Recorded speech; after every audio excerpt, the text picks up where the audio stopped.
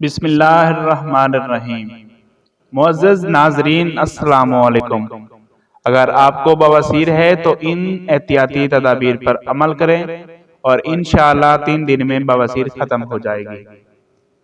अगर बवासीर खूनी हो तो कच्ची मूली का इस्तेमाल करने से बवासीर का खून आना बंद हो जाता है। अगर बवासीर खूनी हो तो मिश्री को धनिया के रस में मिलाकर पीने से खूनी बवासीर खत्म हो जाती है।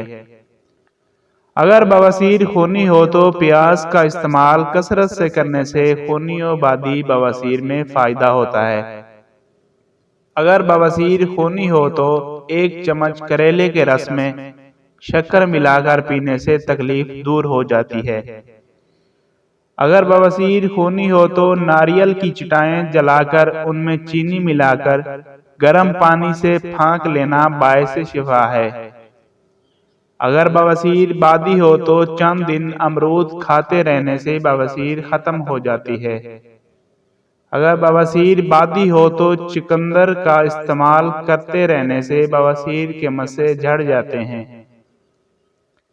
अगर बवासीर बादी हो तो ज्वार की रोटी खाना फायदेमंद है।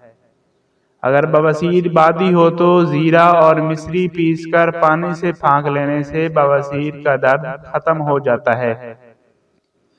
अगर बवासीर बादी हो तो सूंठ और गुड़ में हम वजन रोजाना आधा आधा चम्मच सुबह शाम खाना फायदा पहुंचाता है।